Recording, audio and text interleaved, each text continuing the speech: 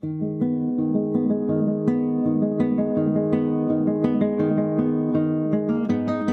Fantasy 3/6 on the Super Nintendo was my first encounter with interactive drama. Now, before Final Fantasy VI, my gaming consisted of Mario Paint, Turtles in Time, and the occasional round of Tetris. But even as a 14-year-old, I had limited what I would call media literacy. Top-tier drama consisted of Star Trek Next Generation and that one episode of ALF where the Tanners hold a cotton ball intervention. Movies and TV had moved me in the past, but something about Final Fantasy VI was entirely different.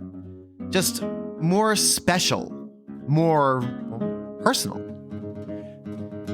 During the opening scene of Biggs, Wedge, and Terra slowly tromping their way through a snowy Mode 7 landscape toward Narshe, I remember just being in absolute awe. My Super Nintendo made Mario and Ken Griffey Jr. Presents Major League Baseball happen. Right? This was not this playable mini movie with actual dread, drama, and tension, backed by a somber soundtrack worthy of the big screen, not my 19-inch Zenith CRT. As Final Fantasy VI grew from sequel to legend, many people had a similar yet different experiences with this masterpiece title. On this episode of A Gamer Looks at 40, we chat with over a dozen fans about their first brush with the world of Final Fantasy VI and what kept them entranced for years and years to come. Time to board our Magitech armor, gather our party, and trudge solemnly toward our wintry destiny as we jump into Final Fantasy VI, Part 1, Intros and First Impressions.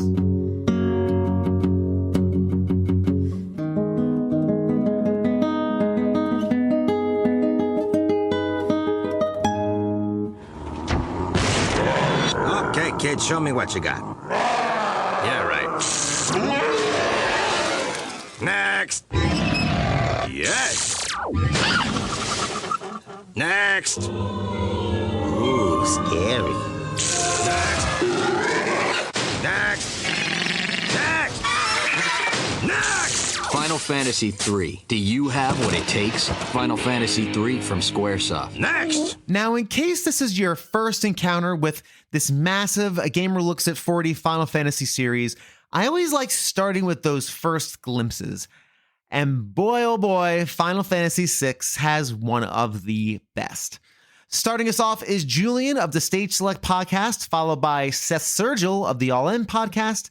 Then Trevor and Jeff of New Dad Gaming kinda sorta share their experience. And then finally Ryan Lindsay of KISS 105.9 in Ottawa joins the conversation. All right, man. So let's talk about the star of the show, the wonderful, incredible, and my favorite Final Fantasy game. And it's definitely top 5 of all time for me, probably number 3 if I had to do a fast ranking for me of all time, which is Final Fantasy VI, which was of course Final Fantasy III here in North America.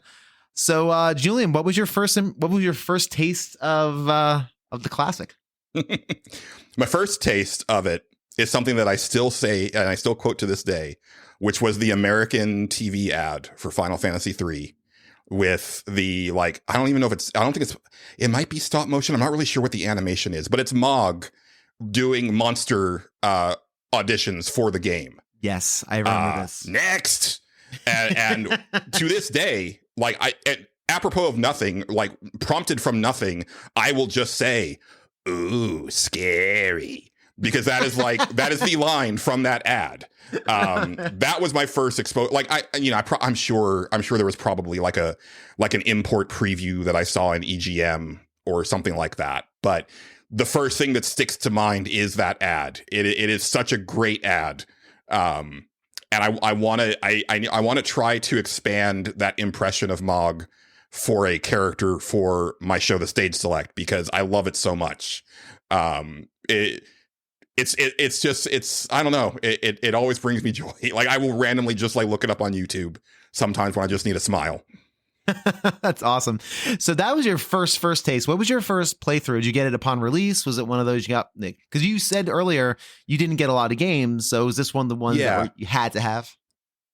It would not have been at release because we got it when we got our first computer, which was in 1995. I remember 1995 because we got our computer literally months before it was completely obsolete because Windows 95 came out. The first like Pentium processor came out. There were like two other like major things that happened like right after we bought our computer that basically like our computer was like in the Stone Age immediately. Yeah. So it would have been the year after it was released. And I'm not like, because I don't even know. Because I don't think I actually got my Super Nintendo until that year. Or I'm trying to think. It's all a blur. No. That's not true. I got my Super Nintendo in 93. So I'd had it for a couple years. So, but I don't remember renting it. That's the weird thing. Like I really do like in my memory, and it gets hazy now. It's one of the reasons why I love that you do this show, because I think it's important to get this stuff out there. But I want to say that was probably my first experience with it, was actually getting it. And I convinced my mom, we were getting a big computer. So I was like, well, but, we could get Final Fantasy 3 and Illusion of Gaia. It's not going to be that much more than the computer. So that's what we did. And that was also my first attempt at trying to play two RPGs at the same time. And I realized that doesn't work for me. So at some point I put Illusion of Gaia down until I finished Final Fantasy 3/6. I'll say 6 from here on, but especially in this, when I'm thinking of this era, like that's what it was. Right. So, and I mean, this is it. What more can be said, right? It's the magnum opus. It is a masterpiece. It is not my favorite Final Fantasy game, but I do feel that it is the epitome of everything that Final Fantasy is. And I think there are still things that Final Fantasy VI did that the series has never really achieved since, as far as like gravitas of the subject matter and characterization and just like I think I'd mentioned this on an earlier game, but there's definitely someone in this original guard of the Final Fantasy creators who came from a theater background. You can definitely see it like even from like Final Fantasy 2 as far as like the staging and the way it's written and stuff like that. But Final Fantasy 6 is like a theater production with a capital T, right? Like it totally. To the point that it actually has a theater production within the game, but but even full opera, beyond that, like it is so like baked into the experience, to the from the fact that all of the characters have like very specific musical themes that play for them, to the fact that like at the ending it's basically like seeing the credits for a movie or a like a play where it's you realize that like the characters were actually the actors playing the characters, right? Like it's this very interesting, very bombastic production, right? And I just, the more I think about it, like the more it impresses me in that respect.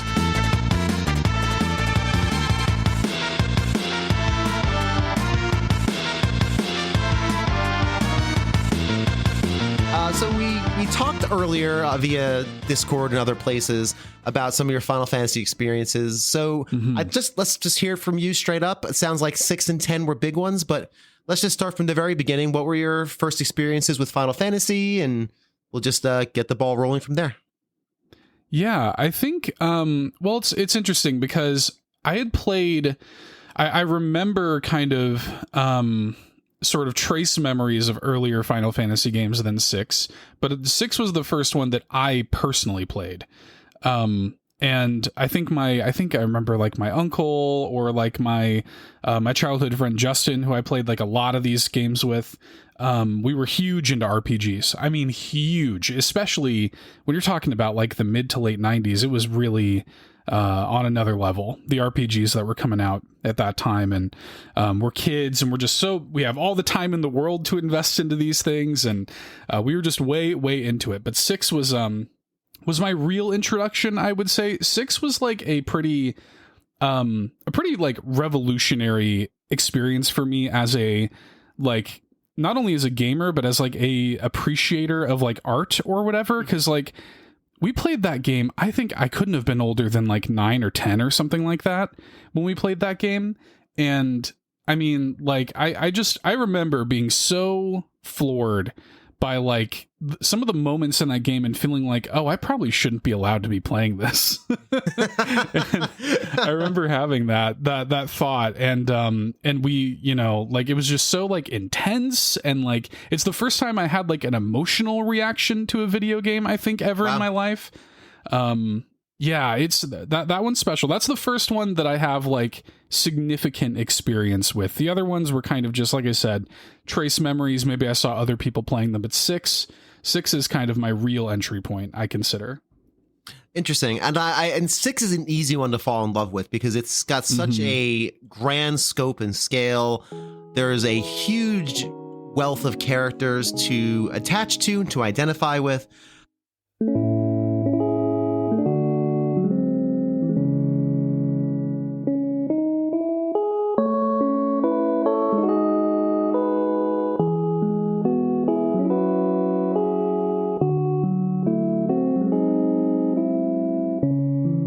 Transition. So let's jump. There it is. Hey, with our paladin to with our dragoon to let's jump to Final Fantasy VI. Trevor, I'll start with you, man. What was your first experience with Final Fantasy VI? Well, I think this recording, unless I can actually find which one is 6. This is Final Fantasy 3. This is going to go out as its own episode. Confused old men fumble their way through yells at games. Fumble their way through recollections of Final Fantasy. I love it. Yeah. So okay, so 6/3. Yes, this one again is very much the same story where it's started it nth number of times, never was able to beat it, and again it's just one of like the initial scene. As I'm sure, this isn't like some great hot take. This is the same take from many people, but just the reason it resonates is like that opening scene is just stunning. That's unless correct me if I'm wrong, but this is where like the machines are stomping through the snow as it's Mode like, 7 snow. The wind's coming towards you. The credits are rolling. Yeah, and it's just that it's so cinematic, like, and especially compared to the rest of it. So again, like the SNES comes out, it's Super Mario World, hey, Peach is gone. You're in a dino world. Get after him. And you're just jumping around. And then flash forward a bit and they start to understand the medium. And the next thing, it's this Godfather-esque cinematic masterpiece where like they're stomping through the snow. You have warring factions. You have sacrifice. You have manipulation. Like everything just keeps on piling into each other. And it's nuts. And then it just, the stories, the characters, and eventually you start suplexing trains. Like it just... like, it all just comes together so great. So if anything, yeah, unfortunately, it's one of those things I just could never get past. Started, came back, got confused, was never able to beat it. But the moments within it were just remarkable. Like I could still remember remembering the feeling of it, seeing that like opening cinematic or like busting through the mountains and getting chased by those various items. So just to this day, like amazing. I can't believe what they were able to achieve. What about you, Jeff? Yeah, again, I will echo Trevor, and it is one of the best openings. I still remember I can play the music in my head. And again, the mode 7 where it's almost like the semi 3D thing. Just again, as a child, as a kid, they did it with Final Fantasy 4 or 2, and then they did it again with 3/6, right? Like it was one of those things like, oh, they upped the bar like completely again. Like that's insane. So for them to do that, and then you go through the game, and what really resonates with me is all of the music. Every single part of that game is the music. I still remember in the opening city, like Narsh. There's like this, like kind of like breath of a woman. Like it's like it's in a song, and it almost feels like you're in this steampunk cold town And it's just this isolation and feeling of like, what's next, right? There's magic, but you're not sure where the magic came from. There's humans. There's these magic tech armor things, and you're not sure how they work. And it's just like this feeling of wonder that they recreate all over again. And then that all goes to crap. And you're like, once again, suplexing trains and fighting God and all this stuff. But another thing that I found interesting with that game was the, with suplexing the train, and Sabin, I think is his name, right? Is the inputs you had to do. So it made you do the inputs. And if you screwed up, you don't get to attack. Nothing. Like, that's it. So it kind of added this extra anxiety that maybe kind of lived with me for since Final Fantasy VIII and the gunblade that you had to time. Yeah. And you're like, oh no, it's all back again. But no, excellent game. Again, it blew all kind of preconceived notions of what I had as a kid of what the next one would be just out the window. And it still sticks with me. And if you can complete it, Trevor, oh my God. It's Just carve out 80 hours where you're like, of 80 hours, not a problem. a quick 80. Yeah. Quick 80.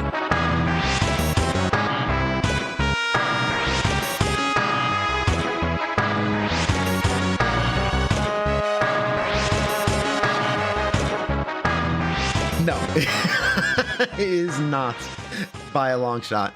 So let's move on to Final Fantasy VI. This came out, 3 or 4 years later. I think it was 94, I want to say. Yeah, 94, because Chrono Trigger was 95. So, 94. When was your first brush with it? Did you play upon release? Was it later on? I was still young. 94, Okay. I was 12, if we're being Okay. for most. I'm a Cool. January birthday, so most of the year I was 12. If I remember correctly, I got it for Christmas that year. I'm pretty sure. I'd have to go look at the release dates to figure it out. I know I got the game for Christmas, and it was one of those, like, I remember exactly the moment I unwrapped it. I lost my mind. I may have cried as a child. I don't know. I remember running down the stairs the second I was given license to do so with the copy, a Toblerone that was way too big for a kid that size, and pounding my way through everything I could while pounding my way through the Toblerone. And it's one of those things that I've got burnt in my brain, just playing that game nonstop until I was yelled at to come upstairs because apparently it was dinner and I had no idea. Wow. Oh no. So into it and so like, this is brilliant. The story's amazing. I love this. Everybody's got something different. I'm learning these different techniques. I'm doing this. I just suplexed a train. What just happened? Like, all of these things happening. And you lose yourself in it. And that's what happened. And I remember it so fondly. Like, I can envision myself pulling the wrapping off of the package and holding that purple box, man. Dude, I had a very similar experience. I think I got it that year. 94 sounds about right, because I'm sure I was asking for it because I had the power, Nintendo power. So I knew the stuff to get. The Santa list was well stocked. And so I'm sure I asked for it. I remember distinctly, again, going to the basement, popping it in, and very similar experience, 5 hours later. Billy, it's time to go to your grandma's. No, I don't want to go to grandma's. And it's literally the argument I had with my 8-year-old now, just reflected 30 years ago. Yeah, man. And family, but you tried. You're like, all right, you fire dance them all. Everything's going to be fine. I got this. Yeah. Yep. I love I remember thinking that I'd never seen media do that. Because I wasn't a big movie watcher as a kid. My parents were careful about what they let me watch and things of that nature. So I wasn't very media literate at that age, even at 14. Okay. But I understood how beautiful, and again, we use cinematic very loosely, I think, in games sometimes. But I mean, there's no other better way to say cinematic. I mean, it was like experiencing and playing a movie. And for its time, nothing had done that at that scope or that level. This is not a humble brag, but just to put it into perspective. Okay. When I was a kid, I was actually an actor. I had gotten in with an agency. I was doing some cartoon voicing. I was trying out for a bunch of TV shows, and I had read a crazy amount of scripts for my age. So when I got to this, making my way through it, that's all I could think. The whole time I'm like, this is the best movie I've ever seen in my life. There are so many things happening and I'm following it and I want to know what happens and I want to know more. And I also want to level grind, but I want more story. Oh my gosh, I'm never leaving my house again. That was my mindset when it happened. And I swear they must have had to pry me out. I think my parents must have had to like come down and threaten to melt the Super Nintendo at some point to get me out. That was me. I was in and I played it through. I finished it eventually at some point in time, which probably took a lot longer than it takes me now. Oh. But I've done that in my life so many times. It's one of those go-to games, not for like a quick fix. I have a grief game, as dumb as that sounds. That's not it. But I do go towards that game probably once every year, once every 2 years and make my way through.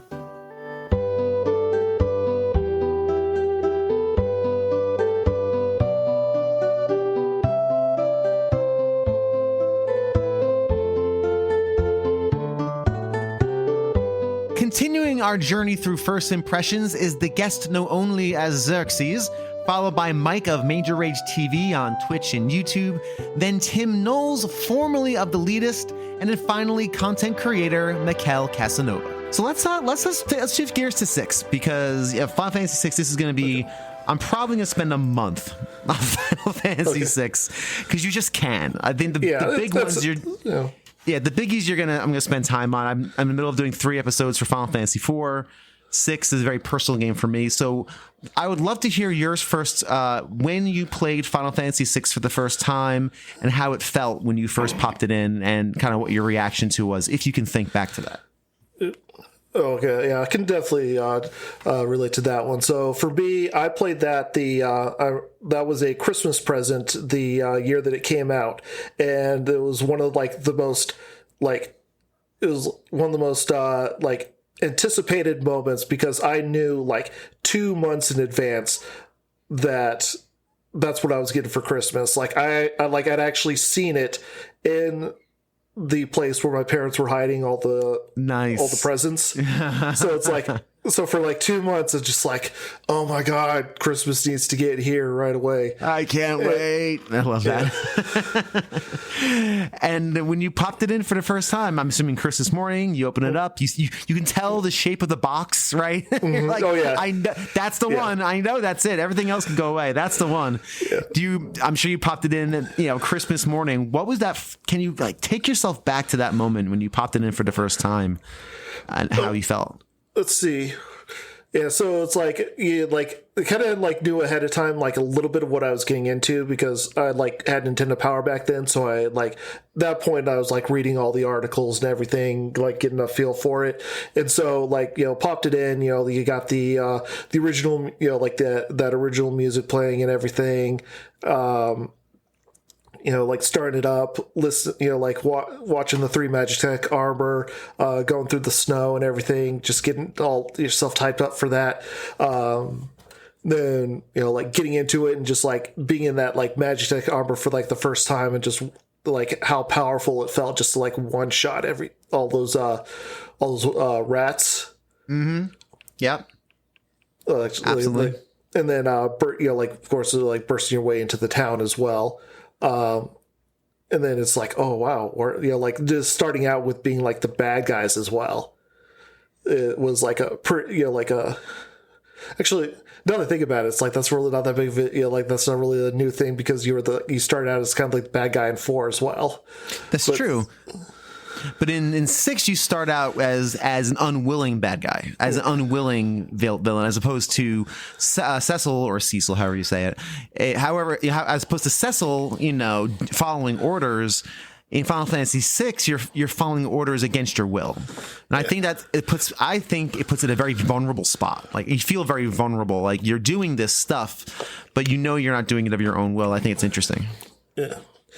Yeah, well, but in that argument, you don't really know that until after you've got you got into that first the cut scene where you find out about the that mind control helmet. Right, exactly. You're right. I'm trying to remember when they reveal that. Is it after they see Tritok, or Oh, that's very beginning. That's like as soon as Yeah. That's like right before Locke is even introduced. Right. Yeah. Right. So that's super, super duper early. So you do get a lot of opportunity to spend time in the shoes of Terra, knowing that you're not a willing combatant in this, which I think is interesting. And I think, how did you feel? Can you remember how you felt as a kid? Like when you first popped it in and you get the snow and that Mode 7 Magitech armors. Had you experienced something like that before? Or what was... I remember how I felt very vividly. I'm just curious where you're at with that. Let's see. As far as that goes, I mean, it's like it like if anything, like it's like it felt a lot like home, just because it was like like it just felt like a continuation of how I felt playing 4. And so it was one of those things where just like it just felt like 4 but better, Gotcha. like newer. So it sounds like it felt very, very comfortable, very cozy almost, where it's like, oh, I'm back into Final Fantasy world. But obviously this is, a 3 years down the road, much better everything, right? But it felt cozy to you, it sounds like. Yeah, it still felt cozy. Like it was one of those things, and then it's like then as things started to go, like you start to get introduced to all the different character, like you start to get introduced to all the characters, and the characters felt a bit more fleshed out than what been given in 4.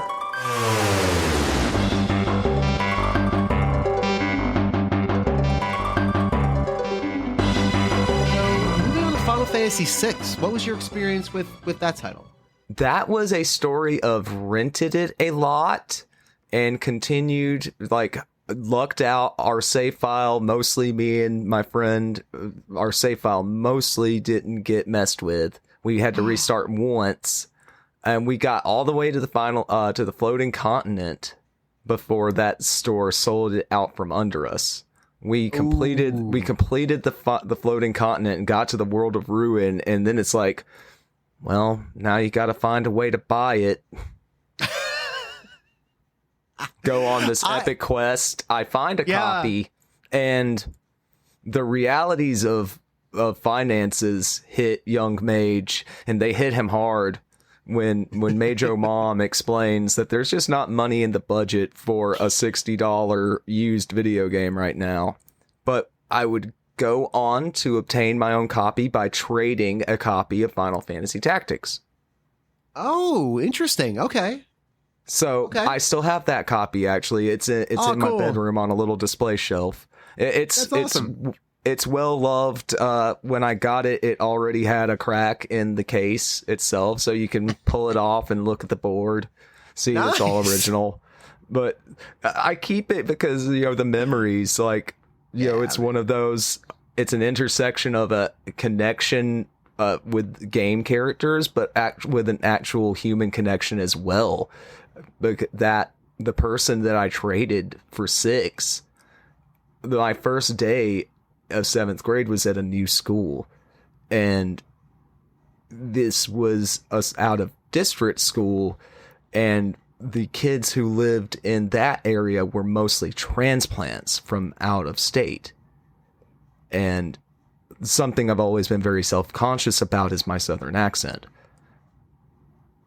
I have some weird shame about it. I don't know why. Self-loathing. So they gave me hell about the accent when I was trying to make a connection with him. Like, oh, hey, I got glasses over the summer. I wear glasses too. He's like, my glasses are in my locker. You got molasses in your locker? What? Pretty decent burn.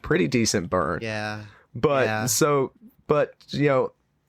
ended up, realizing it was, a young boy kind of, you mess with somebody that's just kind of the back and forth dynamic with a lot of people, in that age group, and, becoming friends, and ended up, obtaining my copy of 6 that way. So I'll look at that cart and think of how enemies can become friends.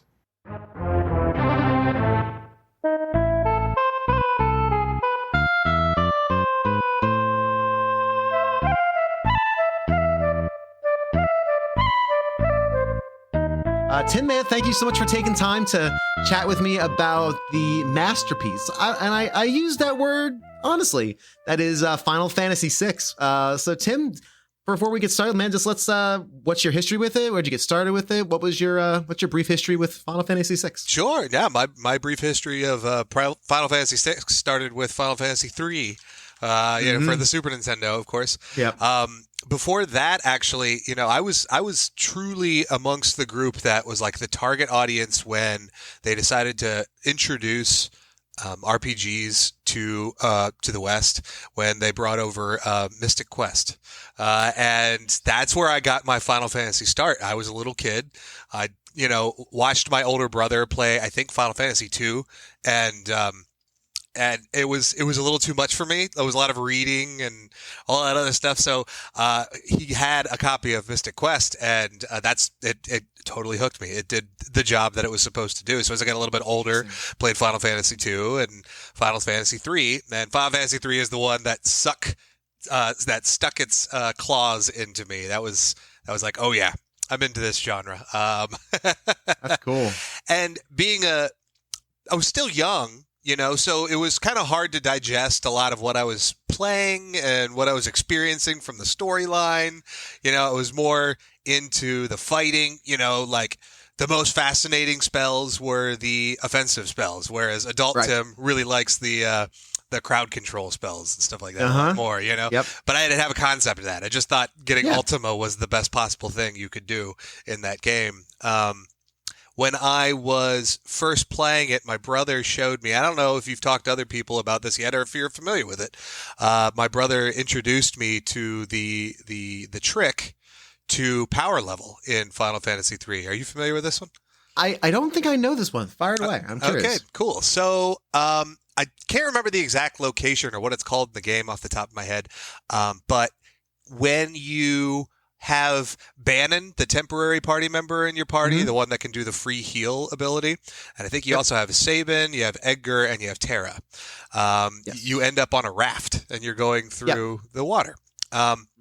If you have yourself a turbo controller, like any good self-respecting Super Nintendo player did back in the day, you could do a little bit of the setup. The setup was you could go into the config options in the menu and you could change the position of what abilities were at the top of your list. So instead of fight, you could put, Edgar's tools at the top. So that's what you did. You reconfigured it so that Bannon put his free healing ability at the top. Edgar put his tools, which auto-selected his auto crossbow at the top. Oh, no. And look at this. Yeah, Sabin and Terra would just keep fight. You got to a point in the river where if you had an option to choose up or left, if you chose up, you went in a big circle. And then, so if you had your turbo controller and you taped it down and turned your TV off for a night, you'd power level from something like 15 to 40 or 45. Wow. Yeah. It was amazing. And it was That's just amazing. Yeah, it's exactly what little kid Tim needed in order to. That's so good. Are you like now one-shotting bosses? Oh yeah, like when you hit absolutely. You find Ultros, you just nine. Oh man. Yeah. You That's just good. jet through the rest of the game. I mean, Terra, who's one of the few natural spellcasters in it, she knows Fire 3, automatically. You just plow through everything, and of course, every character that you pick up does level scaling with you, so they're all the same level with you. Yeah. It was, actually, funny enough, every time I did that, that was a separate storyline than Locke's. And so if you do Locke's storyline right after that, he's the only character in the game that you'll still experience like the low level thing. Oh, how funny. Right. But most of his stuff, is just doing his thieving through, what is it? Not Narsh. I can't remember which town he's in, but most of it's just South doing Vigoro, stuff. I think it is. There we go. Yeah. That's all he's really doing. So you never even have to deal with the consequences of being a low level character. I love that. Listen. I think some of that stuff is so fun, and I love when kids find those exploits. Do you know if you said your brother found it or did you find it? It was probably out of Nintendo Power or maybe word of mouth. I was like, maybe it sounds like playground knowledge, and that's one of those really cool things about Final Fantasy and even gaming back in those days, where all this playground knowledge became this like tribal knowledge, as they call it. And it's so interesting. Like, I'd never heard of that. That sounds fantastic. And again, I talked about Final Fantasy VI with all my friends, so that's really cool. Yeah, I love that, man. There was a lot of little things like that that we I had to do with games when I was a kid in order to stay into it. Memorize that Konami code. And Street Fighter 2 Turbo. Make sure you can put in and get 10 stars. For everything. I mean, that was the spice of life. Fun, man. That's very fun, dude.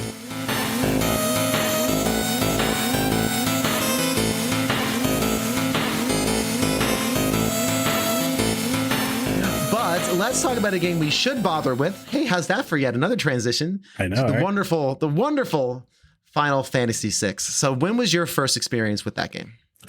First experience with that game, I want to say it was probably 94, I believe. It was my first experience with it. And they set the tone with the opening, like when you power the game on and you just see, actually you don't see anything other than like, I think it's like the dark clouds and the lightning. And then you hear that the organ of the piano, like, and it's just like grand, like, da, da, and I'm just I remember holding the controller and I'm sitting next to my mom like, is this going to be scary? Because it was super intimidating. Yeah. But then and then when you start the game up and you got, theme of, theme of Tar, I believe, right? I think so, yeah. Yeah, so it plays that, and then you see them walking, the three Magitech armors is walking, and I'm just like, oh, okay, this is, and I remember my mom sitting there, she usually sat in her rocking chair, and she sat forward, and she's like, oh, what's going to happen? Like, she was just really invested in it too. And that was one Final Fantasy where, because I grew up with brothers and an older sister, and they didn't really care about games other than action games and fighting games and whatnot. But that was the one because the music caught them. So when I started up, everyone kind of gathered around the TV and they were just like, what is this?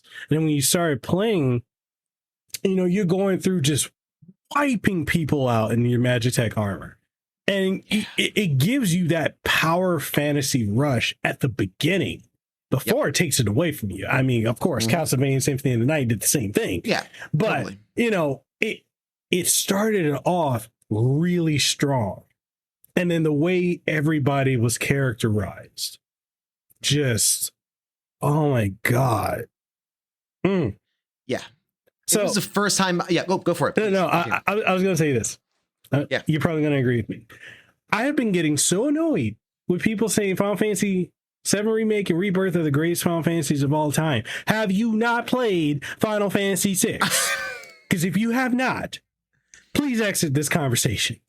You just should. You just should do that. And Final Fantasy 6 for me was, I'm going to say this 100 times in these conversations, and that's fine. I didn't realize media could do that. When I was growing up, I didn't watch a lot of movies. My parents were pretty careful of what I watched. I liked Batman and stuff. I wasn't a big movie person. I read a lot. I read a ton, but I really, as far as visual medium, I wasn't. And I was playing like Ken Griffey Jr. Presents Major League Baseball, and I'm playing, Mario World. It was great. I love that game, by the way. I still play King Griffey Jr. Presents Major League Baseball. That's one of my 20 minutes. I love that game. That's another whole episode there. But so I play this game with this intro. That's this, again, cinematic is sometimes an overused word when we have these conversations, but I don't have another word for it because that's what it is. It's a cinematic experience like this. Again, the magic armor slowly walking through the snow, and you're dropped into this world of uncertainty. And I didn't realize media could do that. Not just games, like media. And I was so invested immediately, just so invested in the story of Terra and the returners and everything going on.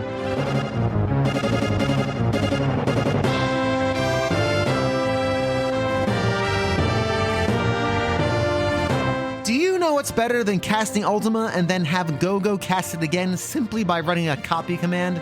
My wonderful patrons, that's who.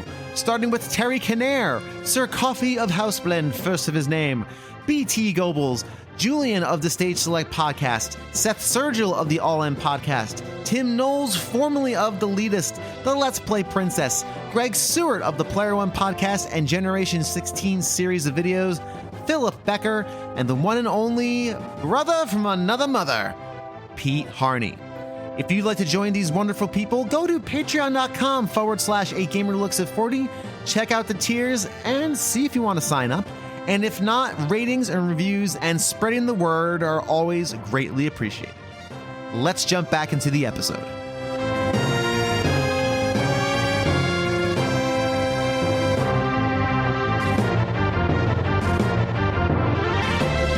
Alright, spoiler alert.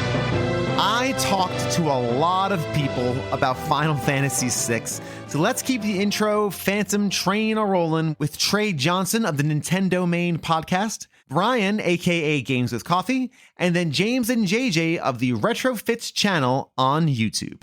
So yeah, my first Final Fantasy experience was Final Fantasy VI, or as we knew it at the time, Final Fantasy III, or for Super Nintendo, and that was probably the first.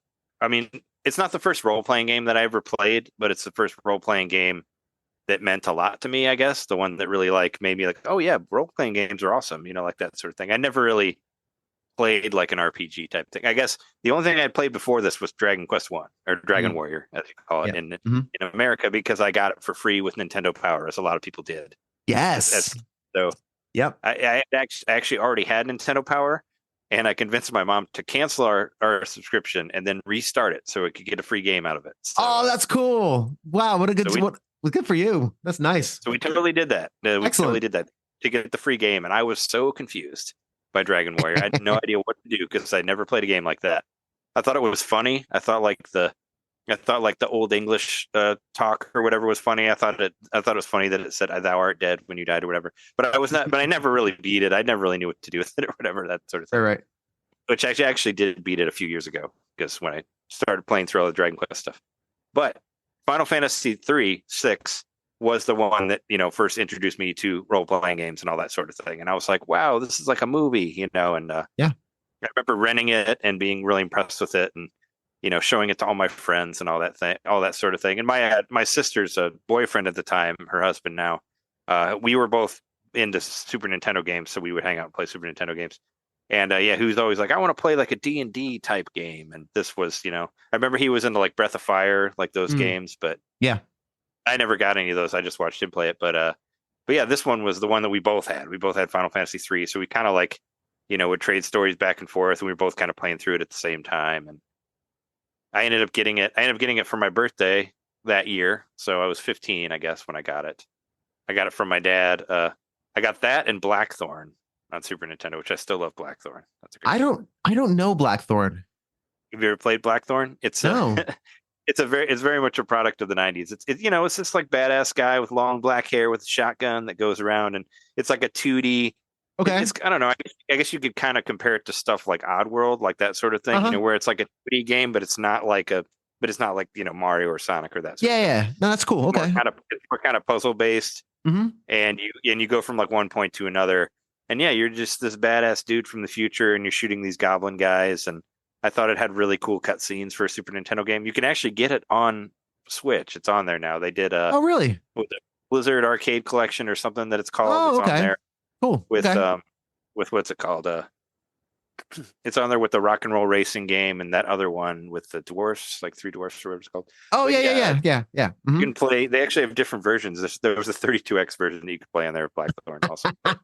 That's awesome. Yeah, no, man. it was a cool game where you had a shotgun and you were a dude and you could went around killing people, and I enjoyed it. But yeah, that one was much shorter than the Final Fantasy one, because Final Fantasy I put like a good 60 hours into it, and I remember my dad got me the strategy guide with it, the Nintendo Power strategy guide, which I still have.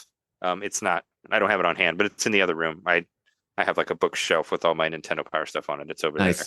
Nice. So he said that he's like, yeah, the guy at GameStop or Babbage's or whatever it was, or EB Games, wherever he got it from at the time, he was like, oh, he said you should have this strategy guide, so I got it. So he got this for you.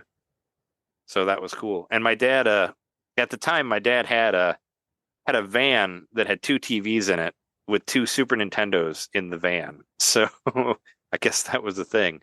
So like for like for like a trip that I did over the summer, we basically drove, because my dad lived in Florida. We basically drove from Illinois to Florida, and I played Final Fantasy VI in the van on the TV while we drove there. So like my first, a lot of my first experience with Final Fantasy VI was in that van with the TVs and all that. I love that. That's so cool. It almost sounds like it was a roving Pee-wee's Playhouse. Was there like a talking chair? Were there slides? Like that sounds amazing. I wish. That sounds amazing. I couldn't believe it because, well, at the time, your parents aren't really into video games or care about video games. Tell you like not to play them or whatever. My dad was never really a video game person. I was really surprised that he bought a van that had 2 Super Nintendos in it. But it came with 2 Super Nintendos, and it came with Donkey Kong Country. So like all of a sudden my dad and their friends are fucking talking about Donkey Kong Country, and I'm like, what the fuck is happening here? Like all of a sudden you're talking about things that I care about. This is weird. So yeah, I think for like a minute there, for maybe like a year, everybody was into Super Nintendos because they had it. Cool. Or whatever. That's cool. But you got a chance to play Final Fantasy 3/6 on the road. Yeah, on the road. That's awesome. On the road with headphones on, so I got to hear that amazing Nobuo Uematsu music pumping through my eardrums and all that. Beautiful. And the funny thing was, whenever you turned off the car, it would turn off all the Super Nintendos, obviously. So we got to the point where they would my dad and my stepmom would ask me if I had saved or whatever, like that sort of thing, because I think they killed it one time when I was in the middle of the game, and I'm like, oh no, I was doing something, and so they'd be like, are you have you saved or whatever? I'm surprised they were that nice about it, because like I said, I don't think my dad liked video games at all. I think for a second he was tolerant about it. Weird. I do a similar thing with my kids when they're listening to music. Like if they're in the middle of a song, I wait for the song to end before turning the car off. I can't imagine a game like because I know the song will be done in 2 minutes, and I'll give the kids 2 minutes to finish their song. They're 7 and 3, and it doesn't go well when you just turn it off. I can wait 2 minutes. Man, I can't imagine like, hey, listen, I'm at Atma Weapon right now, and I just started, so you gotta give me like 15. Give me like 15 minutes or so. Yeah. Sorry, son. That's probably where I learned that you had to save a lot too. That's probably what taught me to save often, because you'll have to go through it all over again. Even though I didn't realize until later that in Final Fantasy 3/6, if you die, it actually keeps your levels, even though you start over again, which I didn't even know that when I was a kid. So, which is nice. It's crazy. Oh. But you still have to start where you saved from, but you still have the same experience points. Yeah. Yep. Which is it's not total waste, which is awesome. How it ought to be, for sure.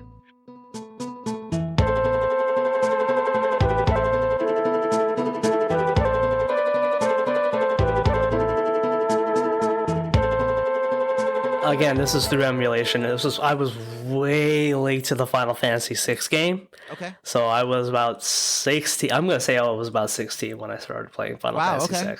Okay. Yeah. As I emulated that off of SNES, best emulator, by the way.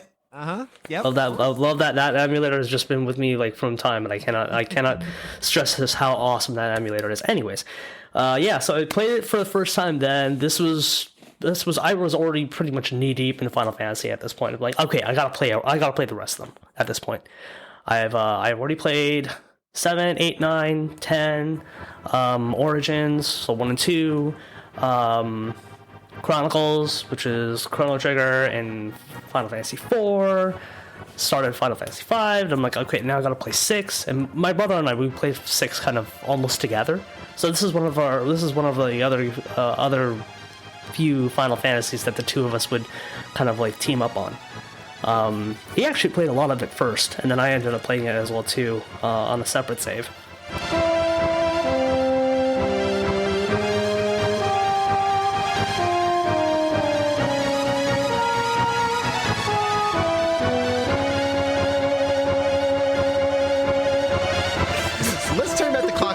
get to Final Fantasy VI, though, because I definitely want to hear some of your personal stories about that and kind of how your experiences with it. So, James, we'll start with you, man. 6, what was give me some, what was your first touch point, right? Because we kind of already covered it. Yeah. My first touch point with it was when they did the Final Fantasy Anthology re-releases on the PS1. Yep. When they released it with 5. It struck me as, because the thing that I'd played, the 2 that I'd played previously were Tactics and then 7, which was readily available.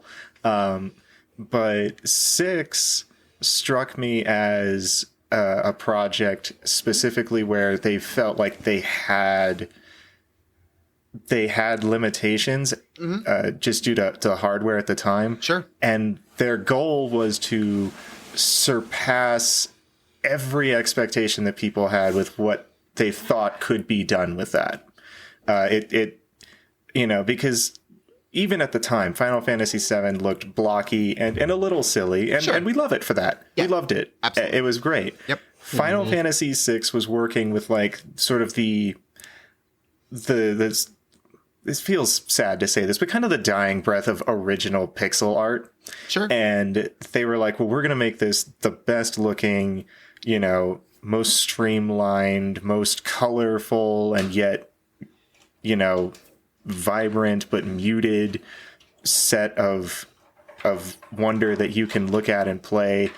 And it had a lot of things that, like, as a younger person, especially because I was playing it when I was like, 9-10 years old, that really messed with me in a way where I was like, is this what, like, you have to deal with when you're an adult? Because this sucks. These are grown-up emotions. I don't like these grown-up emotions. No.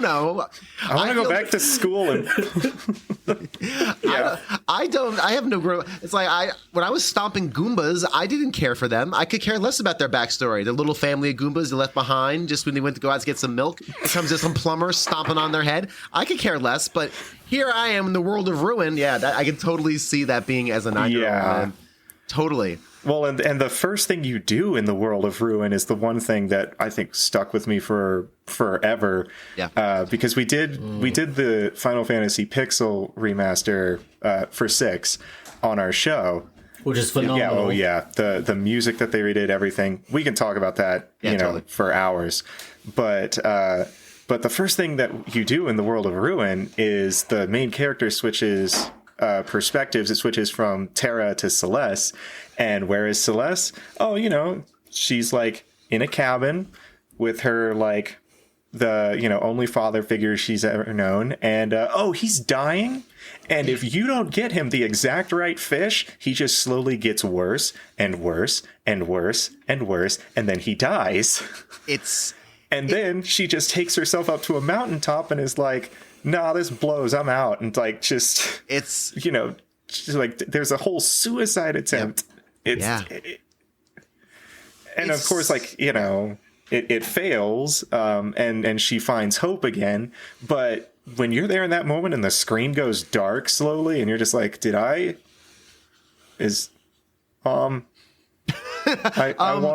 need an adult. I need an adult here. I need a parent. I totally remember that. I was 14 when I played on original hardware, so I am clearly older than you guys. Which, as I get older, I am quickly realizing I am now the oldest person in the room wherever I am, and I'm so okay with that. I'm so good with this. I'm fine. I love it. I'm like, great. I want to be like an old wizard soothsayer. Like, remember when Netflix sent DVDs? Like, I like being that guy. Oh. So that's how I watched the entirety of Battlestar Galactica. There you go. On Netflix DVDs. Beautiful. I still have some Netflix DVDs that I never sent back. Yeah, because when they shut it down, they stopped asking for it back. They probably figured sunk cost, it's over. But that scene, if you remember with Cells in that scene, they don't give you any instruction on how to save Sid. You have no idea how to do it. So you're just the sense of hopelessness and helplessness it's stunning. Yeah, man. JJ, what about you, man? What about some big moments for you? Yeah. It was pretty much anthology for me as well. And I mean, I think I was like in high school, like 14, 15. And yeah, it was a gut punch trying to figure that stuff out. I think I remember, of course, the internet was infant stage in like the early mid 2000s. Yeah. And so I remember looking some stuff up.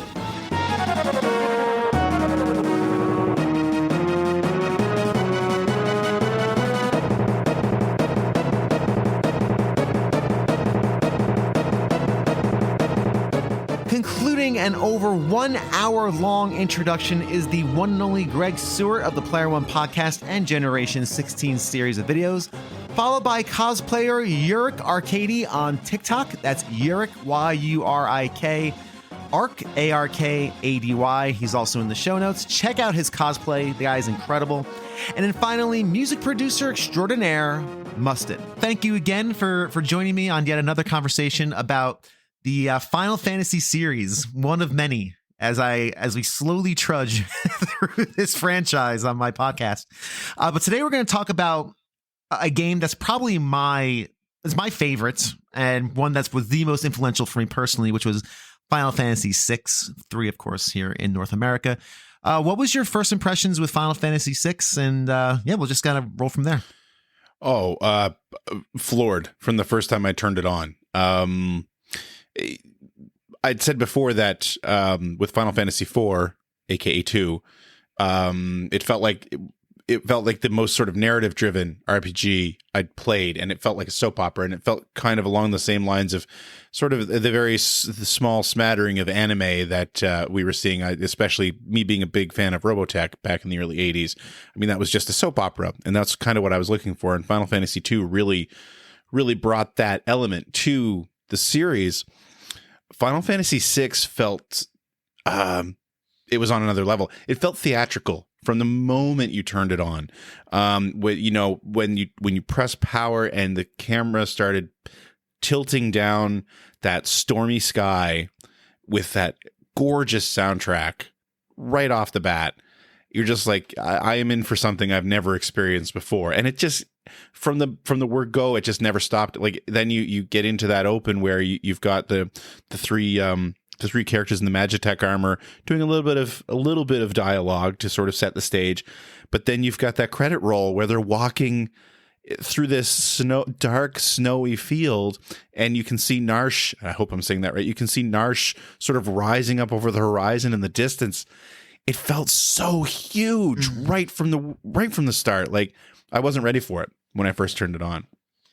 I'll never forget that. I love the fact that you brought up that moment of Narsh coming into focus in the horizon, because I agree with you. I still can remember what it looked like the flickering lights in the windows of the houses as you're making that approach. Games didn't do that. Like, I'd never seen a game do that in that way. And it's really a testament to the designers having such mastery over their tools at that point. Because we're talking now 94, 95, right? We're talking end of the life cycle for SNES. We're getting close there. And they just knew what they were doing. And it was kind of like the height of their powers almost on that hardware. Yeah, I would agree. When you look back at the first Final Fantasy on the system, I mean, it had some nice graphical touches, but that was back when everybody was using, especially Mode 7, kind of however they could. And, it was great. It made it look new right back in the early 90s. But you're right. It's like now we know what tools are in our chest. We know how to use them. And we're going to come as close to something you would see on film as we possibly can using this hardware. And they just did it in such amazing style. And also, I don't know if a lot of people feel this way or not, but I have this weird affinity for anything set in like a wintry setting or a snowy setting. So that kind of made me fall in love with the opening as well, like walking through basically a snowy night. I mean, that's maybe it's because I'm from Canada, but I know how peaceful that can be because the snow has this deadening effect on sound. That it just added to the overall atmosphere and made me fall in love with it immediately.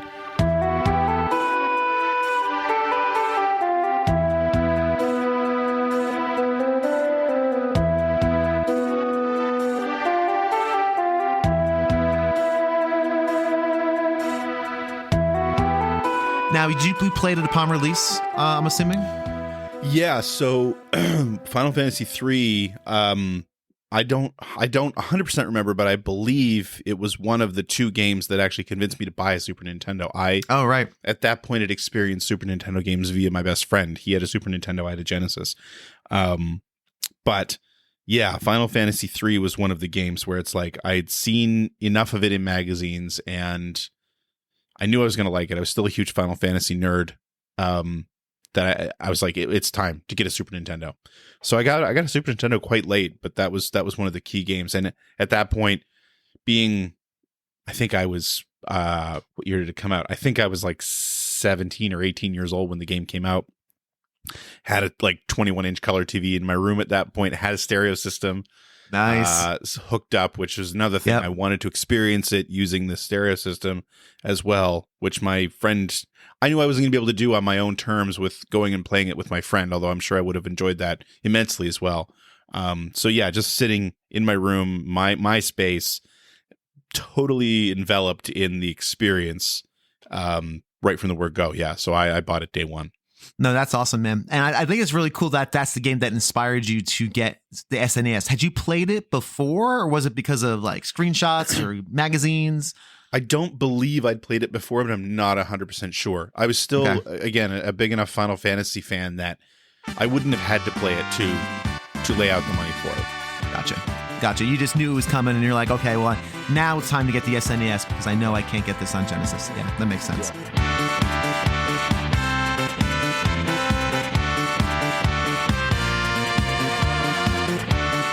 Awesome. So, Yurick, I really appreciate you taking the time to join me to talk a bit about Final Fantasy, namely Kefka, and your experiences with that character. Yeah. But before we get started, I'd love to hear a bit about your introduction to Final Fantasy, how you got into the series initially, and we'll just go from there.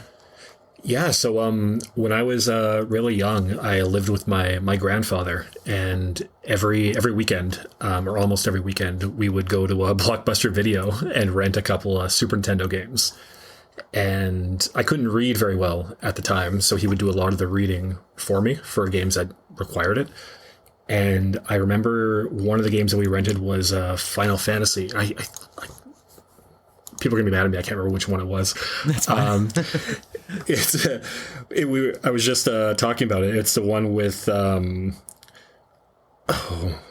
with Kane. Oh, Final Fantasy 2/4. Yeah. Yeah, that's right. So, and remember like kind of playing through that and being like, I have no idea what's going on, but this is really cool.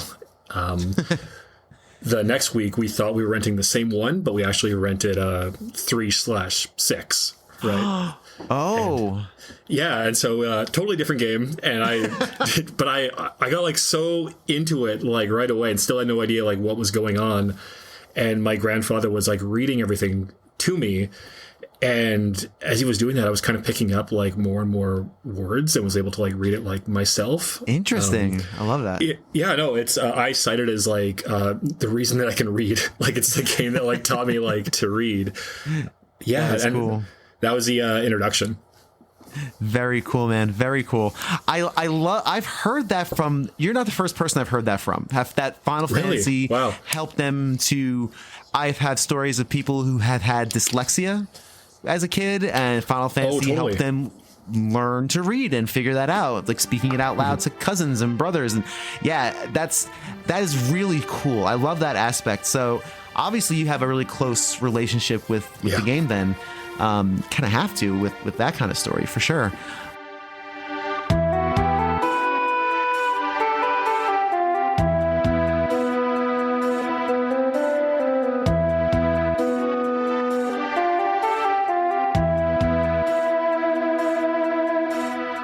So Mustin, hey man, thank you again for taking time to chat about Final Fantasy 6 or 3, depending on when you played it originally. So before we get started, I'd love to hear your first impressions with it. Did you play it of its time? Like when did you first get a feel for Final Fantasy 3/6? In Nintendo Power magazine. I loved 4. I was anticipating 3/6, and seeing those couple of screenshots just got me super excited. And then for all the terrible things my mom was, one of the cool things that she would do is on a big release like this, she would call me into school sick. Nice. So Tuesday, October 11, 1994, 30 years ago almost, she called me to school. We went up to Software Etc. at the mall. Oh, yeah.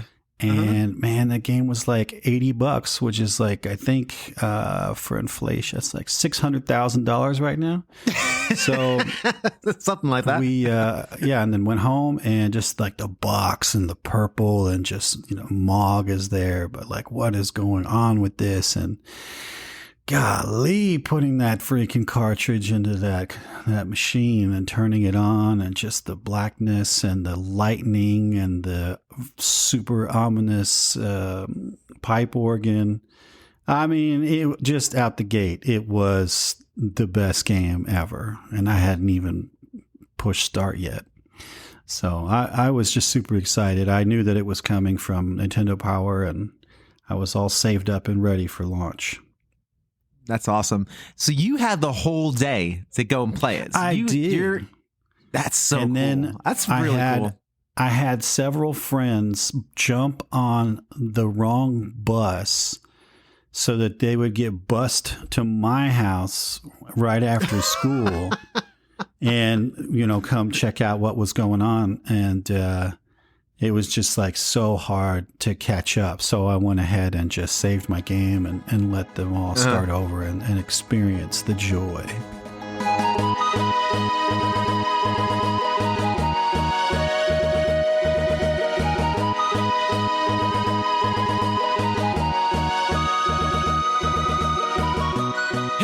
Hey, new podcast alert. If you enjoy video games, nerd culture, and rapier wit repartee, you need to check out Nerds A Broadcast. Two friends of the show, the Let's Play Princess and TB, aka TeacherBloke85 on Twitter, has joined forces on a podcast adventure of epic proportion. The duo talks games, they play games about games, and take wild tangents that must be heard to believe. Come for the conversation, stick around for the comedy, and prepare to exclaim angrily in your car because you totally knew the answer to, is this a character from a Kojima game? Because you celebrate the man's entire catalog. Available wherever you download podcasts and all the socials you can think of, Nerds A Broadcast.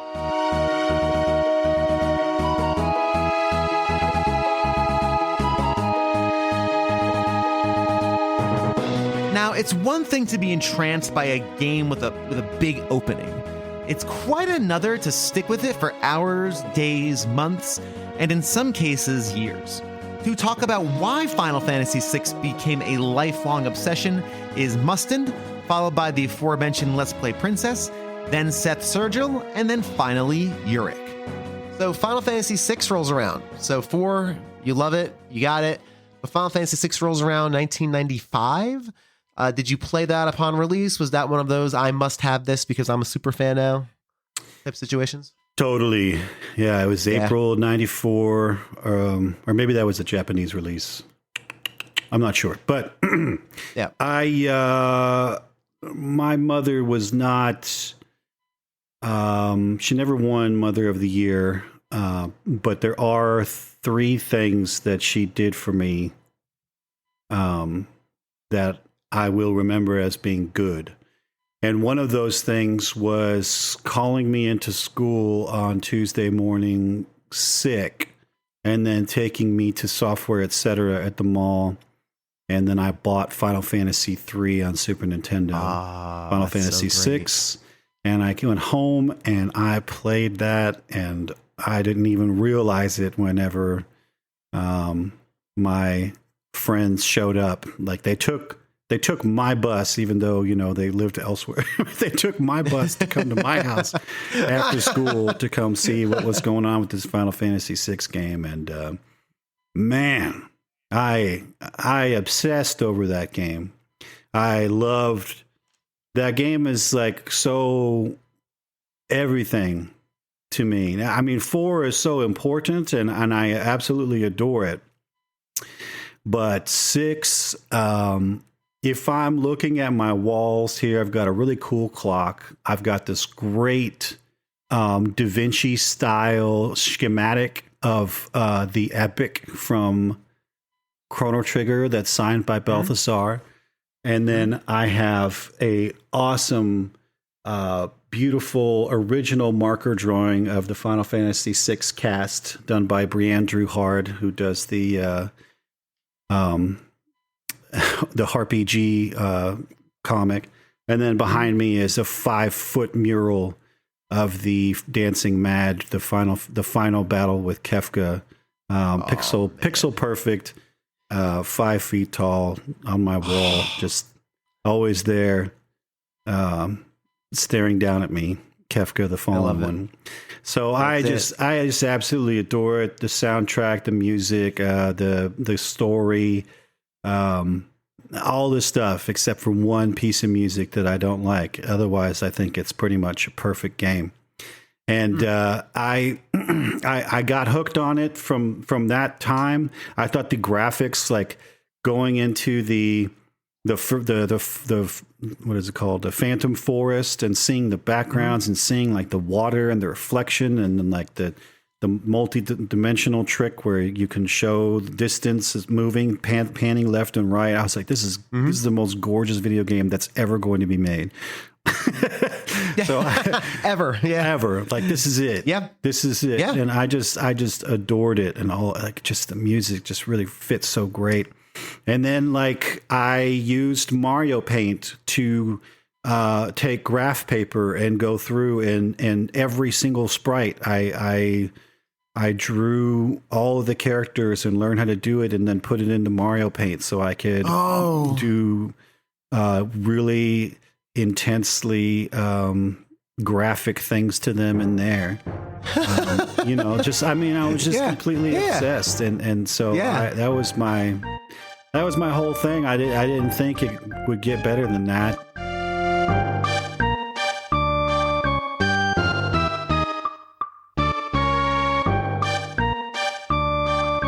My first impression of Final Fantasy VI was the Game Boy Advance version. I believe I got it from my father for a Christmas, and it instantly became one of my favorite Game Boy Advance games of all time. And it's, in fact, one of my top 3 Final Fantasy games.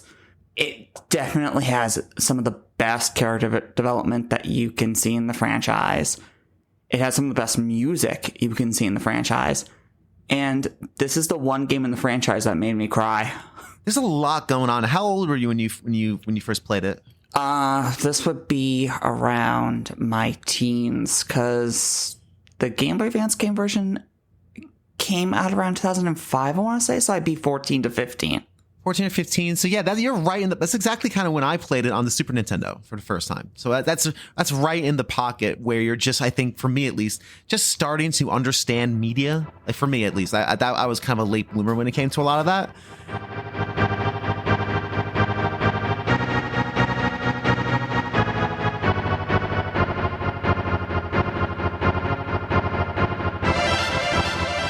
What about 6 grabbed you? You mentioned you I think you sideways mentioned that there's an emotional attachment there. What about it just captured you as an 11-year-old, 12-year-old? Yeah, it was around there. I mean, I couldn't have been. Yeah, I mean, 11 might be generous. Okay.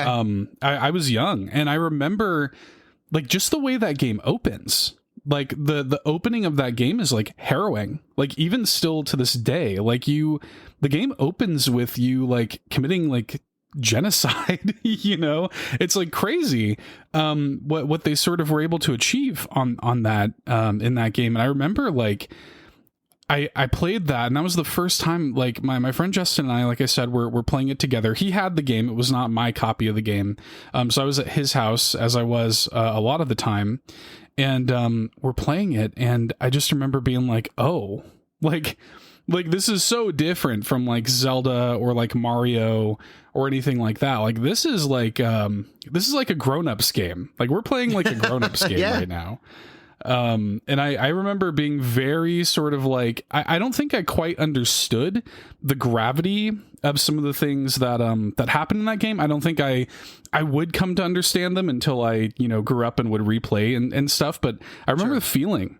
Like, I remember the feeling of like, I think on one of the Zelda episodes, we talked about like that kind of weird off-putting feeling that is maybe a little bit intangible when you first go to like the dark world in A Link to the Past, something like that. That kind of like, there's something a little off here. There's something kind of like sad and bleak and so unlike anything else that I had played before that point.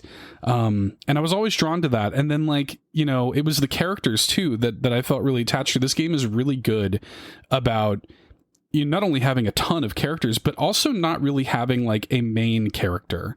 So you can kind of like attach yourself to everybody in a way that I feel like, I feel like having a main protagonist can sometimes remove some of that.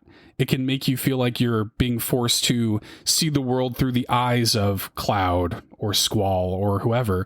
Whereas this, it's like, I've got like 14 people or something like that I'm like getting to learn about and learn the backstories and like the ins and outs. And like this person has like a wife and child that, is passed on and all this stuff, that's like so, so deep and heady. I've never seen anything like it. It's like a literary scope, like a novel scope in a video game. Sure. Yeah, and that's a very good way of putting it. It has again, cinematic, I think, is a word that's kind of overused sometimes in these situations, but I think you can definitely put that label on Final Fantasy VI, in that it does have this very strong narrative that you get to experience almost firsthand. Which is such a rare thing. And again, as we all know, that's kind of the joy of video games, is experiencing these narratives and experiencing things firsthand, having your hands in there, as opposed to a movie or a book. So when you're actually controlling Locke as he's wandering around pining for his lost love, and as you're controlling Sabin and going through all that, there's a lot there to experience personally, which I think is interesting.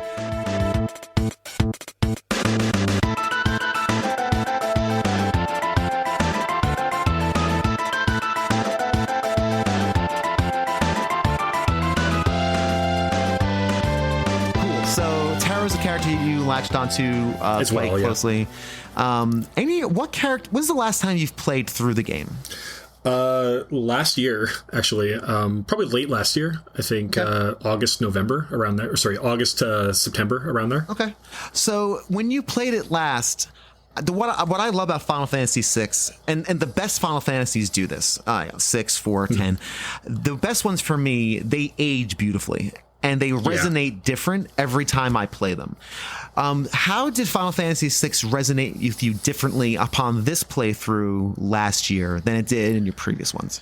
So I think this year I kind of went in. I play it once a year, so like it's still. Okay. It's one of those games. It's like probably that Earthbound, Chrono Trigger, or like the once a year playthrough games. But no, it still changes like every year. I really paid a lot more attention just to Terra. Basically, her kind of growth from like amnesiac, who like is kind of gung-ho about like figuring out who she is, and then World of Ruin happens, and she's like, I don't want to fight, I don't want to do anything. And then after that, she gets into like protecting the kids mode, and seeing that kind of character growth for like a female protagonist in 1994 is like pretty wild to think about. It actually is. Yeah. Right. And like I didn't like, she's always been there, but it's something I didn't really think about strongly until this last playthrough, where I kind of like, because at this point I'm like fully I'm fully embracing like Mama Terra, both the cosplayer and like the character in the game with that like personality, because I'm like noticing that now, and I'm like, I never clued into this before, like how crazy this was for a character like this in 1994.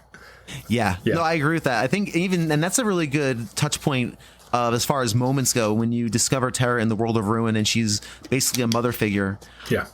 There's no way as a 14-year-old that connected with me. There's no way. My thought was, like, what are you doing? Leave the kids. Join the team. We're going to fight bad guys now. Now?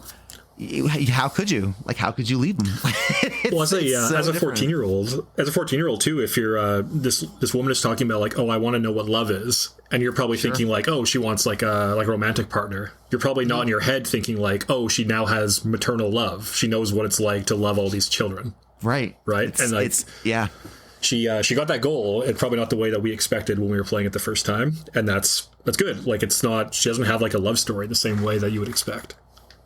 Absolutely, and it's one of those like different types of love almost. It's really thoughtful, and it's wonderful again how those notes change in temperature as we kind of get older and our experiences change. I think it's really cool especially in a game like Final Fantasy VI that is replayable. Again, I've probably played it 10. It's been a few years since I've played it last, but it's one of those every 3 years maybe I'll go through it. Okay, that's reasonable. But but it's one of those I've played so much that for this show and for this series, I don't need to play it again. It's like I've played a lot of Final Fantasy VI. I can talk. Some of these I have to replay to kind of refresh myself on a bit. Like Final Fantasy, I do not.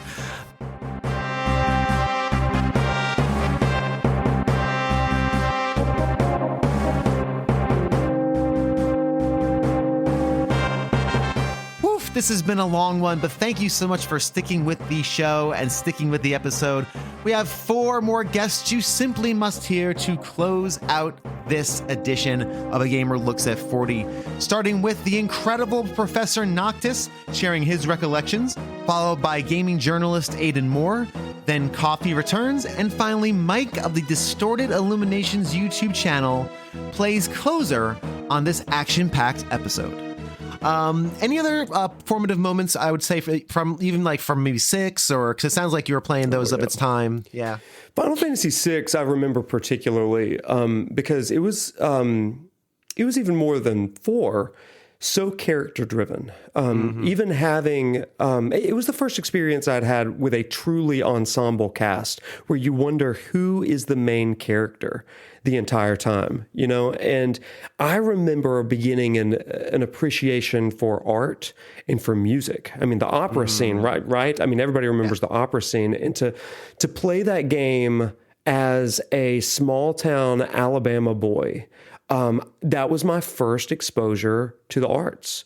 And so I began to say, okay, I used to think of these large women in Viking horns singing in opera, and now I have a different framework. And I found music that was operatic, and I was like, okay, maybe I like opera. And it did. I remember that moment of enhancing my worldview of what culture is and what music is, and then noticing those same thematic motifs throughout the rest of the game. I was also kind of really big into writing when I was I guess I was in 5th grade when that game came out.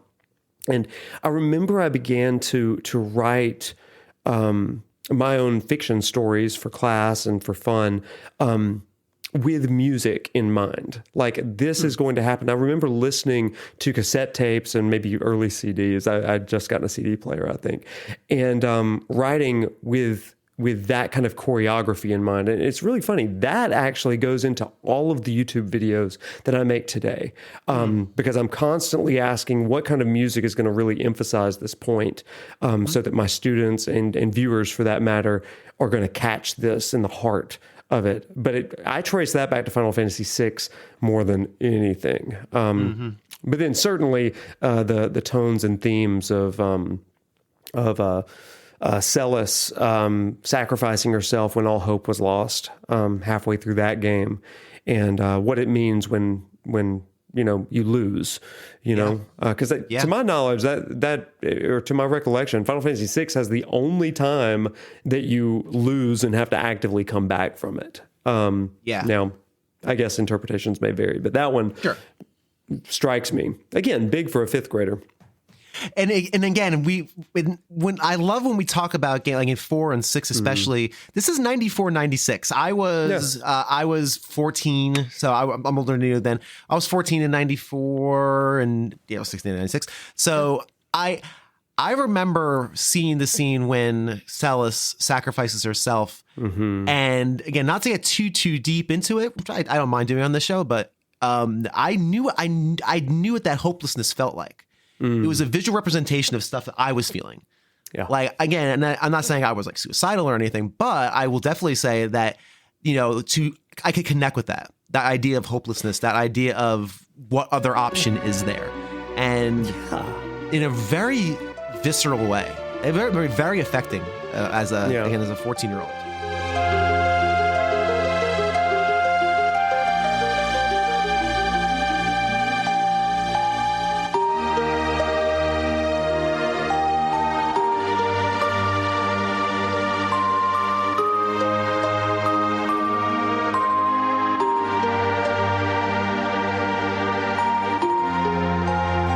Said in our first Twitter conversation that Final Fantasy VI almost changed your life, or literally changed your life.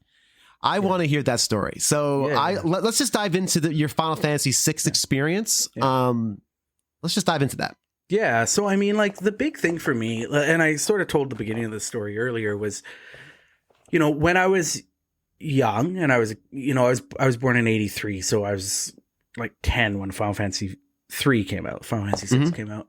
And I liked video games. I had just, I had recently gotten my first Super Nintendo, which was the first home console I owned. We used to rent a Nintendo.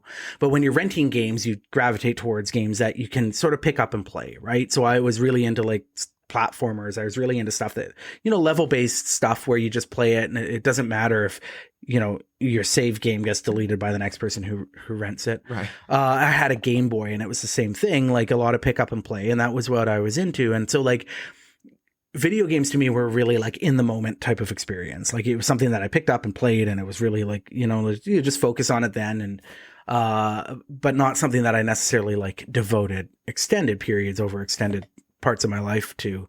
But I was a big reader, which you do, right? You take a book and, I was reading novels at that time, and you read them over the course of weeks or even months at that point.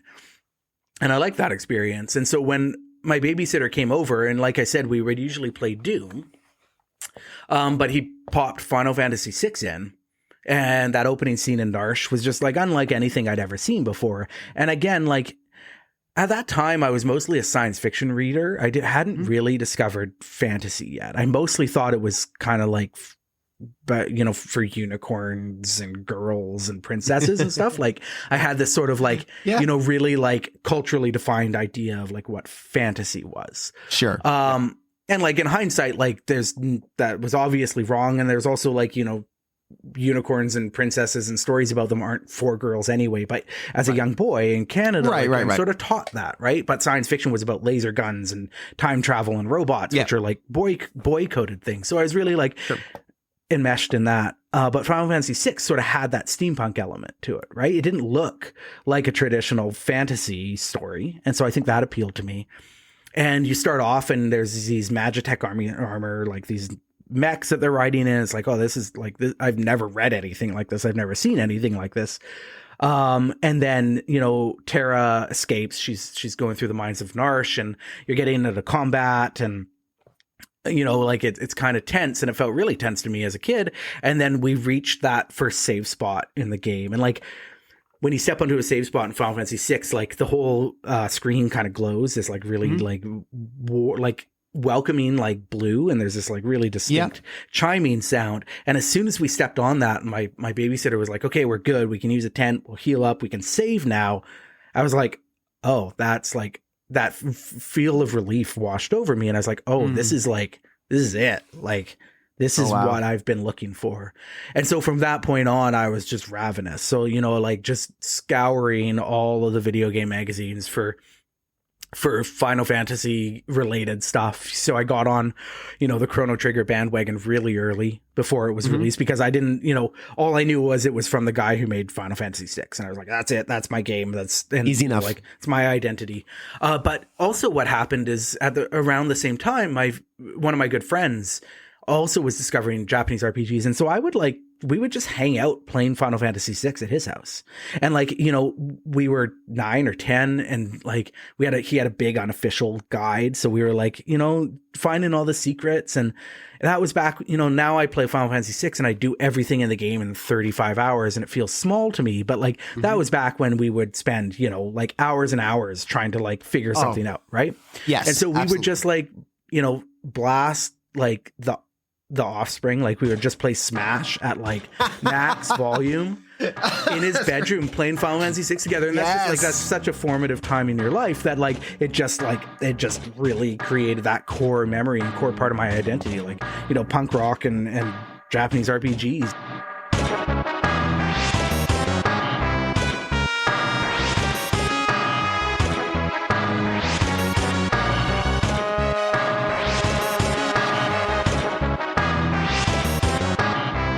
So when you first played 16, you're emulating it.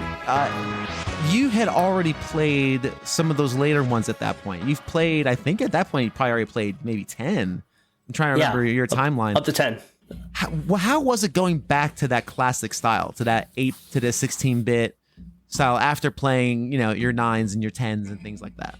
Honestly, it wasn't really much of I wouldn't say it was jarring. It felt pretty natural to me because, you know, I grew up with 8 and 16-bit games, so it's not like when I transitioned from the stunning 3D polygonal textures of Final Fantasy X to the 2D based sprite work. It's like, oh, you know, it's still Final Fantasy and it still looks gorgeous. Yeah. So it wasn't really a jarring experience for me when going back to that. In fact, actually, I feel like I learned to appreciate it. I learned to appreciate Final Fantasy VI more, going back and playing it at the age I was versus when I would have played it when it came out. And I would have been about 7 or 8. Sure. 7 or 8 when it came out. Right. So I think I would appreciate it. I know now I appreciate it much more when I played it as a teenager versus when I would play it as a kid. Because back at that time, I was playing Dragon Quest, and I had no idea what an RPG was, but I liked walking around the field and getting into battles with the slimes and raising up gold so I can get the weapons, and it was, I don't know why, I just enjoyed it. I kept dying a lot, but I enjoyed it. But again, I wouldn't understand or appreciate the uniqueness of Final Fantasy VI had I played it then versus when I was 16. Yeah, no, that's totally fair, and I think that's very fair and valid because it's one of those things where I played it when I was of its time, so probably again like 14 or 15, and I remember just hitting me in that right place, kind of like what 7 did to you, because we're gonna talk about 7 a lot, and I know 7 obviously has you have a huge history with it.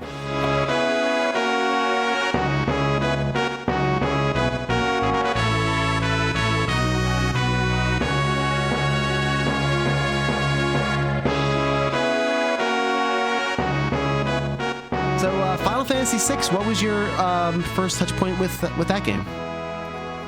It's just, you know, since I played Final Fantasy 4, 6 was one of the ones at the rental shop. I'm like, all right, let's rent this one next. That other one was so good. At first, for some reason, I didn't like it as much as 4. I couldn't really tell you why now. Interesting. But yeah, it's just one of those things. After a couple of years, I'm like, this is amazing. It's a slower burn than 4. Like, it takes longer to get really rolling. But yeah, your first impression though was a negative one. It sounds like. Well, it was good. It's just I'm like, that's not as good as the other one. Interesting. Well, because the original one, A, you spent a lot of time with it when you were younger, and B, and again, this is me just thinking it through. It starts off that big bang, right? Like it starts off just running, where there's more of a build up for Final Fantasy VI. What about it intrigued you as you got through it and as you started playing it and getting into it? I think that's kind of where I started to realize I liked the darker tones it had. I think that might be why I liked 4 more at first, because, you know, I was young. I didn't know a lot. I wasn't thinking about as many different things at the time at that point in life. But I started to appreciate more of the darker themes and nature of Final Fantasy VI compared to 4. So I think just as time went on, I just realized I started liking those kind of things more. Same reason Majora's Mask is my favorite Zelda game. I love the darker tones. Yeah, Majora's Mask is... I did 3 episodes on Majora's Mask for my Zelda series a year and a half ago. It's genius, and I never had played it before a couple of years ago. So, yeah, no, I totally get that for sure. What about Final Fantasy? For Final Fantasy, I'll ask the same question I asked for 4. What characters really connected with you? Again, either as a kid or as an adult. My favorite character hasn't changed. Sabin. I mean, I'm always going to love the suplexing of the Phantom Train. The single most ridiculous thing you see in that game. It's pretty great. But no, I just kind of like the idea that there was this, between the two brothers, he's just like, no, look, I'm out of here. I'm going to do my own thing. I'm not letting what everyone else is doing dictate my life. I kind of like that attitude. Yeah. And he had some really funny lines in the game. As a kid, I really liked doing the blitzes for the attacks. Because other RPGs in this case, other RPGs at the time didn't have that kind of inputs for attacks. So it was something different, unique about his character that helped him stand out a lot. No, absolutely. That's true. And it's also cool, too, because it really connected the dots for me, for Sabin at least, was using the techniques to do the special moves. I do hate learning years later. Most of his blitzes are based off his magic stats, so I built them wrong. Oh, interesting. Yeah. Bum Rush is based off his magic stat, not his strength stat. Really? I had no idea. I literally had no idea. Nobody clearly does. It wasn't until modders, that's wild. Like the weird ROM hacking people started looking at stuff and like, wait a minute. What's wrong with this picture? Everything's wrong with this picture. Wow. That's so weird. Because magic is not something you normally worry about with Sabin. Yeah, and it's his worst stat. By far, this is his worst stat. That's funny. It's weird when you start to get to see under the hood of some of these games. It is pretty interesting, right? And I think Final Fantasy VI is probably one of those that is very interesting under the hood and under scrutiny, for sure.